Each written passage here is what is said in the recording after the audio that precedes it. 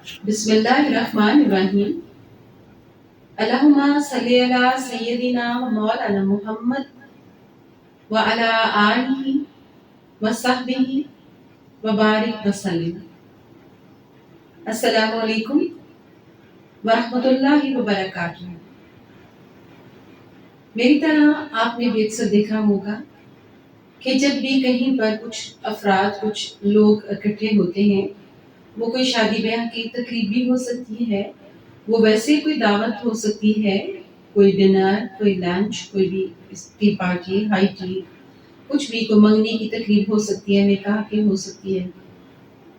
تو جب لوگ وہاں پر اکٹھے ہوتے ہیں، حتیٰ کہ کسی فوتگی پر بھی اگر اکٹھے ہوں، تو سلام دعا اور حال احوال کے بعد جب گفتگو شروع ہوتی ہے آہستہ آہستہ، تو سب سے پہلا ٹاپک اس میں ہوتا ہے مہنگائی، کیونکہ ہر انسان جہاں جہاں پر بھی کھڑا ہے ڈیفینیٹلی مہنگائی اور آئے روز کی چیزوں کی پرائسز جو ہیں ان کا اوپر ہی اوپر جانا، اور جو ذرائع آمدنی ہیں، جو وسائل ہیں، ان کا وہیں پہ اسٹے کرنا، بلکہ کاروباری جو بزنس کلاس ہے مطلب ان کو تو بلکہ کافی زیادہ مشکلات ہیں۔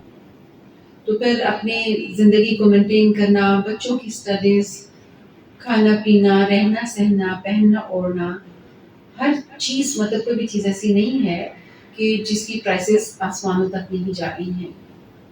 اور یہ کسی ایک کے ساتھ نہیں، ہر طبقے کے ساتھ یہ مسئلہ ہے۔ ظاہر ہے جتنے بھی لوگ جی رہے ہیں، ظاہر ہے یہ ساری چیزیں زندگی سے تعلق رکھتی ہیں۔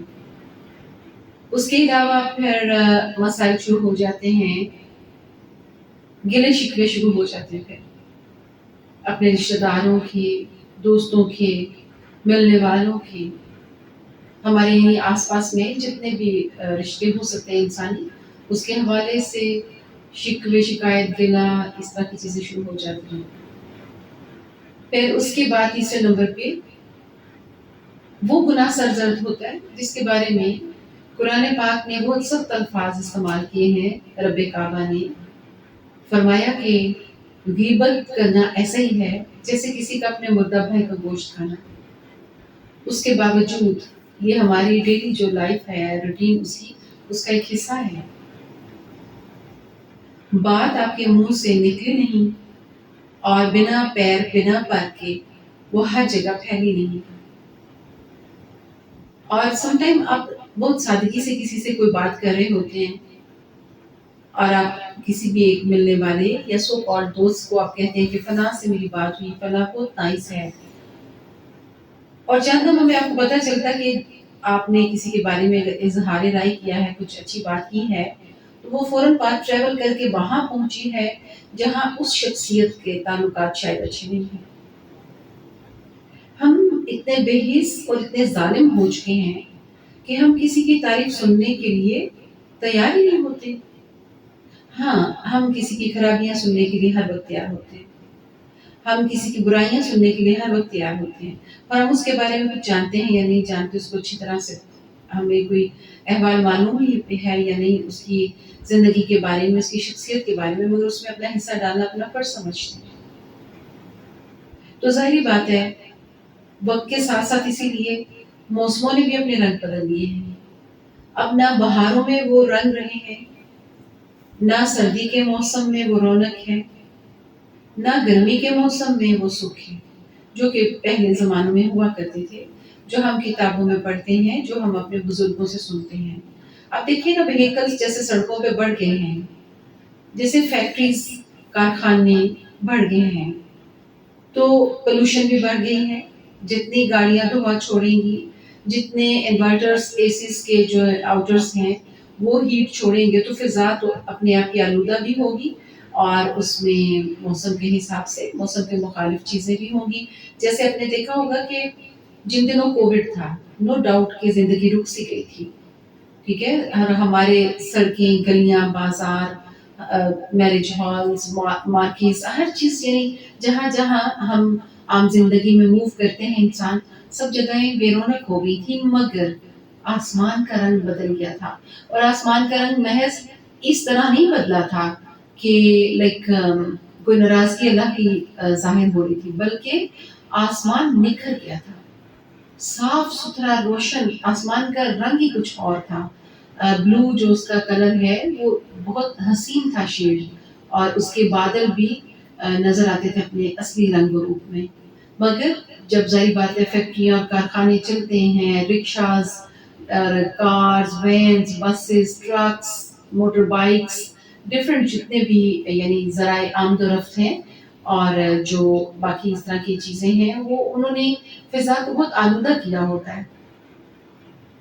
اب بہت سے لوگ کہتے ہیں ہماری دعائیں قبول نہیں ہوتی. کیسے ہوں؟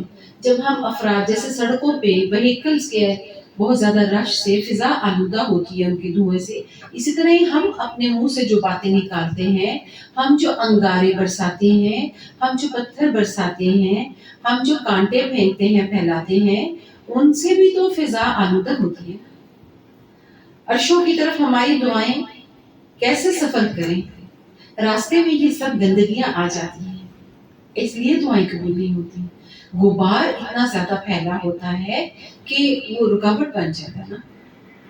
ٹھیک ہے، اور کیوں نہیں ہم ایسا کیوں نہیں کرتے کہ ہم جب بھی کسی جگہ پر چند افراد اکٹھے ہوں تو ہم اللہ کی تعریف کریں، ہم اللہ کے پیارے نبی صلی اللہ علیہ وآلہ وسلم کے مدح سرا ہوں.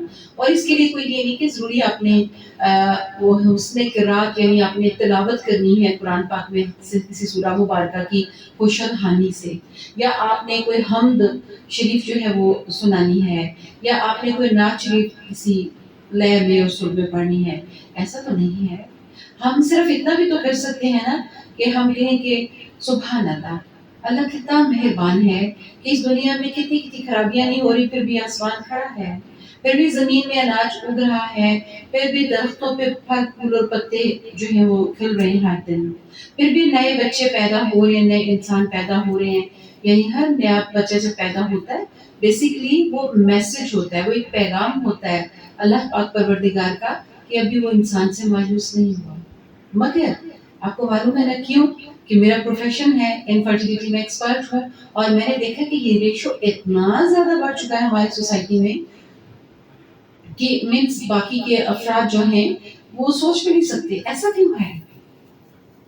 کیا کہیں یہ بھی رب کی ناراضگی کا اظہار تو نہیں کہ بچے کم پیدا ہو رہے ہیں؟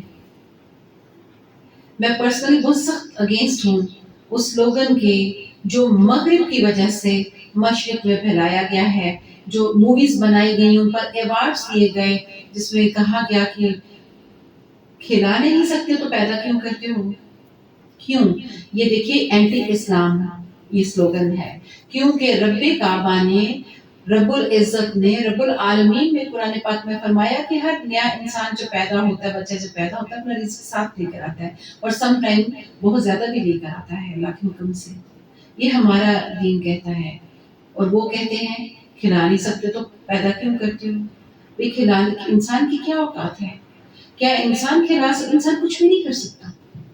آج ہی ہماری فیملی ٹاک ہو رہی تھی جب اپنے گھر میں میری فیملی پوری جو ہے ہم لوگ ہر دن میں کوئی ایک ٹائم فکس ہوتا ہے جس میں ہم تمام فیملی ممبرس بیٹھتے ہیں اور ڈفرینٹ چیزوں کو ڈسکس کرتے ہیں.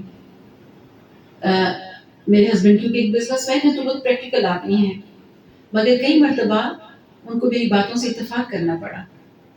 اور آج بھی کوئی بزرگ بیٹھے ہوئے تھے تو یہ بات ہو رہی تھی تو میں نے ان سے کہا کہ دیکھیے کتنی دوڑ لگاتا ہے انسان، جیسے ہی وہ سنبھالتا ہے بھاگنا شروع کرتا ہے. کبھی کامیاب ہوتا ہے، کبھی ناکامی کا منہ دیکھنا پڑتا ہے. جب کامیاب ہوتا ہے تو اپنے آپ کو شاباش دیتا ہے، اپنے آپ کو اپریشیٹ کرتا ہے اپنی کوششوں کو، اپنی ایفرٹس کو، اور کہتا ہے کہ میں نے ایسا کیا تو ایسا ہوا.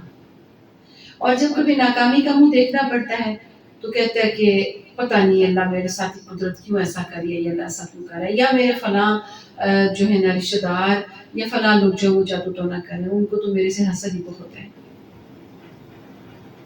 یعنی اسی ٹائپ کی باتیں ہوتی ہیں. تقدیر پہ شاکر ہونا کیا ہمیں یاد ہے کہ یہ ہمارے دین کا ایک اہم رکن ہے؟ لیکن ہمیں تو یاد ہی نہیں ہے. اور جب تک ہم اپنے اندر کی غلاظتوں کو پاک نہیں کریں گے، جب تک ہم اپنے زبان سے جو کثافتیں نکلتی ہیں ان کو نہیں روکیں گے، جب تک ہم اپنے ایمان کو پختہ نہیں کریں گے، تب تک خیر نہیں ہو سکتی. सब कुछ होते हुए, बहुत कुछ होते हुए भी इंसान के दिल मुसरत से नहीं भरे होते, चेहरों पर रौनक नहीं होती। कभी लोगों के चेहरों को गौर से पढ़ा कीजिए, हर चेहरा एक मुकम्मल किताब है। चेहरा टाइटल है, बाकी इंसान मुकम्मल किताब है। किसी शायर ने कहा था, महंगी है गर किताबें तो चेहरे पढ़ा करो। तकदीर में जो लिखे हैं वो कुतुबे पढ़ा करो, महंगी है गर किताबें तो चेहरे पढ़ा करो। तो आप देखिए कि जिंदगी में सुकून तभी आता है जब रूह सरशार होती है, और रूह तब सरशार होती है जब हम तन्हाई में अल्लाह के करीब होते हैं और उसकी पसंदीदा बातें और अमल जो है उन्हें इख्तियार करते हैं। जब हम उसके हुक्म के मुताबिक दूसरों के लिए खैर मांगते हैं, दूसरों के लिए अच्छा मांगते हैं, दूसरों के लिए अच्छा सोचते हैं, तो इकोसिस्टम पे कायनात चल रही है ना, वही चीजें वापस हमारे पास आती हैं।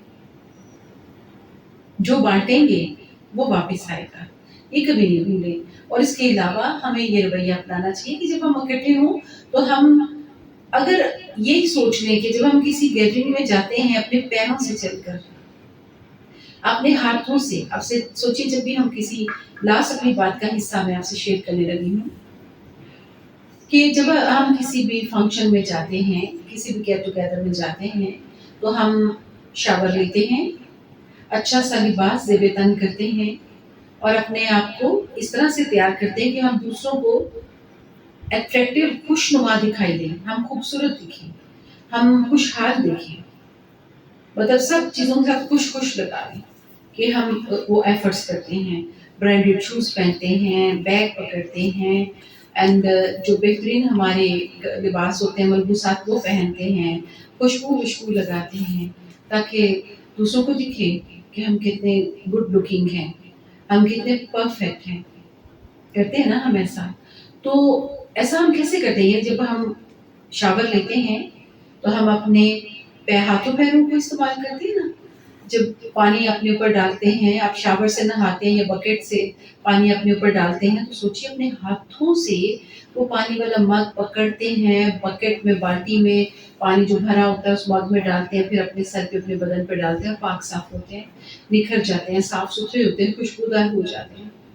अपने हाथों से ना, खुद से बैठकर। क्या सारी दुनिया में तमाम लोग ऐसा कर सकते हैं?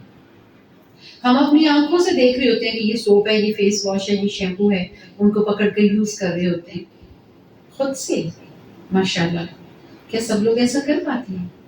उसके बाद हम अपने कदमों से चल कर किसी भी सवारी के जरिए, किसी भी सवारी पे बैठ कर तो जहाँ जाना होता है वहां पहुंचते हैं, सबसे मिलते हैं, मटक मटक के चल रहे होते हैं, बड़े खुश लहलहाते। क्या सब लोग ऐसा कर सकते हैं? नहीं ना। अल्लाह ने सबको सब कुछ तो नहीं किया। तो अल्लाह ने जिनको जो जो कुछ दिया है वो उसकी मेहरबानी है। तो क्या हमें उसके लिए शुक्रगुजार नहीं होना चाहिए? क्या हमें अच्छी सेहत के लिए शुक्रगुजार नहीं होना चाहिए? अगर हमारे चेहरों पे सेहत की चमक है, हमारे चेहरे के ऊपर दो खूबसूरत आंखें झिलमिला रही हैं, हमारे मुंह में जुबान जो है हम अपनी मर्जी से बोलते हैं, हमारे कान अपने प्यारे रिश्तों की आवाजें सुनते हैं, क्या ये उसकी शुक्रगुजारी के लिए काफी नहीं है? हमें अपने आप अपने रवैये मुस्बत करना होंगे, हमें मस्बत सोचना होगा, मस्बत लाइफस्टाइल अपनाना होगा। जिंदगी तो फिर भी गुजर रही है ना, रो के गुजार लें या हंस के गुजार लें, वक्त ने तो गुजरते जाना है। और एंड पे जो मैंने आपको बताया कि मैंने किसी बुजुर्ग से कहा और उन्होंने, वो बहुत खुश हुई, उन्होंने मेरे माथे पे बोसा लिया, उनको बहुत अच्छा लगा। उन्होंने कहा बेटा आपकी एक एक बात जो है ना, उन्होंने बड़ी मोहब्बत का इजहार किया, शफकत का इजहार किया। बात ये थी, इंसान सारी जिंदगी भागता रहता है, एफर्ट्स करता रहता है और कभी कामयाब कभी नाकाम होता है। At the end of the day क्या कहता है?